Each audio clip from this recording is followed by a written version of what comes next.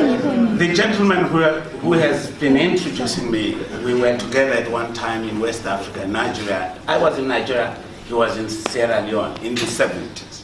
So we know each other for some time.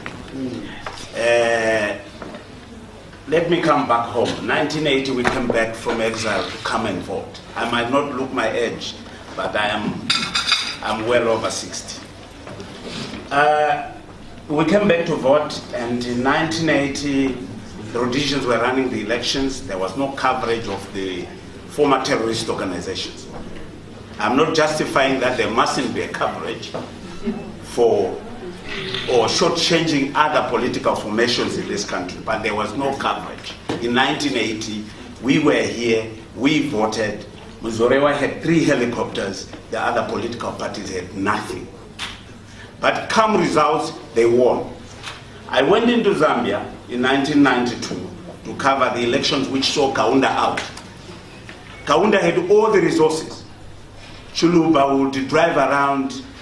Chuluba got 76% of the vote. Without public media, without private media, without all this halubalu you are talking about here. He won elections against all odds. I was in South Africa in 1994. I was also in Malawi in 1994, which saw Banda being cashiered out by Bakili Muluzi, and in South Africa, Mandela coming in. There wasn't much publicity about those.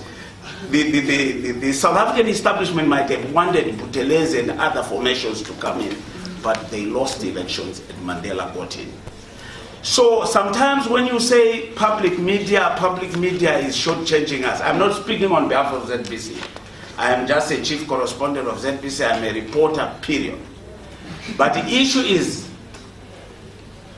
I heard a lot about the public media spaces dwindling on other political formations. You are not giving adequate. The issue of what goes on air, there are people who handle that. If the thing is balanced, if it meets their criteria which they look at, their template, that thing goes in. But I'm not privy to what they look at. I'm not privy to what they look at for an advert to be put on television, or why Muradzikwa was fired. I'm not privy. But to say Muradzikwa was fired because he did not give adequate coverage to ZANU-PF or gave extra coverage to MDC, I think it's a bit off the mark. There could have been a lot of other things. The appointing authority can still disappoint. So I have had, I think, over 30 years doing this thing of covering elections in Zimbabwe from 1995, 90, 95, 2002, 2008, 2013, and we are going into another election. And what we saw in those elections was there was polarization, yes. The media, for example, the so-called private media and the so-called public media, or some say both were captured. One was captured by the state, the other one was captured by the private or certain interests which are not local. This is what the other people believe. The other papers are controlled externally. But I wanted to tell you one very interesting thing why there is all this. The issue is that when MDC came up, when it came up in 1999, I went to cover it. There was so much people did not like us to cover the public media. They did not like us to cover. I had to be rescued by Lenny Mojongwe when the crowd said no public media here. So there is that issue. You need also. It's not only the people in the private media who are beaten up. Several times where our reporters have been attacked several times in Budiriro. Judith was attacked in Chitungwiza. It's because of lack of tolerance by people across the political divide. So you need to look at it in that more holistically than to say public media. public media. Public media does not win elections. Elections are won in Mzarabani, when you mobilize them. Elections are won in the bush. Elections are won right out there, not here. Because we might pontificate and produce papers after papers, how the media must handle it. But elections are not won here. They are won there, out there. And if you are not organizing people now, you lose those elections. And the reporter has nothing to do about it. So people must disabuse themselves to say, no, these reporters are, for example, I myself and other reporters, I think 4 or 5, we are on EU sanctions. They've lied that they've removed us. We've tried to apply, just to try to apply. We are on US sanctions. That alone poisons the whole thing. Even the whole issue of saying people in the diaspora must vote. Can a ZANU-PF presidential candidate go to the United Kingdom and campaign where there are many Zimbabweans? He won't be allowed. He won't go there. So these are the people with the reins of power. And you are saying, allow our diasporans to vote. They will not allow it because they are not also allowed in that space.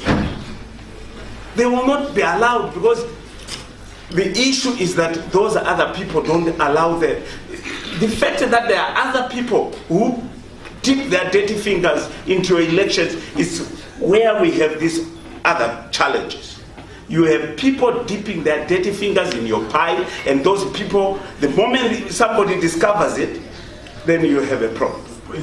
You have a problem with the people in power. They will say, to hell with this. Especially this thing of inviting people of foreign extraction to come and assist you to nudge these people out, you will have a problem. So this is where we are.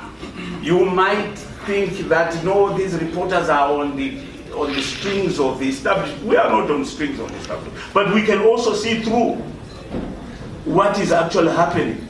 We saw it during the unity talks of the GNU, that people would agree, and immediately there will be a colony of a group of people who are saying, no, you are not supposed to go and agree on that issue. So people would sleep 2-3 nights negotiating on a single issue until President Beki said, nobody is going out now. You will discuss and agree, and nobody is going to go for consultation. That brought the issue which led us into a GNU.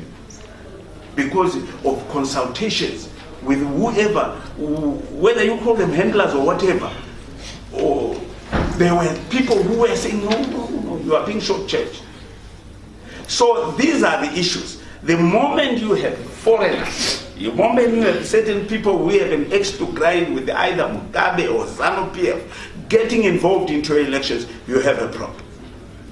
You have a serious problem because these guys will not be shifted by whatever posturing you have.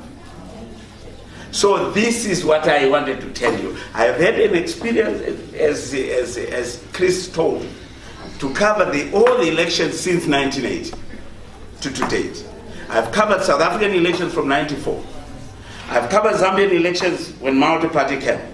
And I have seen George Soros, when we were recently in Lusaka, had a PVA, a whole 2 floors of a hotel room, doing parallel voting tabulation.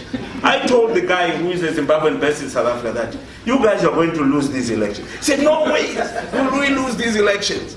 These elections, it's already sealed. And I said, no. The Zambians will not accept this whole thing. I said, no, it's wrapped and sealed. And the person whom they thought was going to be Kashiada won those elections. And recently, you saw what happened. So, the moment you have certain foreigners who think they are wiser than all of us, trying to dictate your pace, you have a problem. So, to younger journalists who are gullible, who think they can make easy bucks with money from the donor community, these guys are not shifted that easily, especially with the donor funds. So that's the caution I'm just giving. I hope you guys got it, and any question.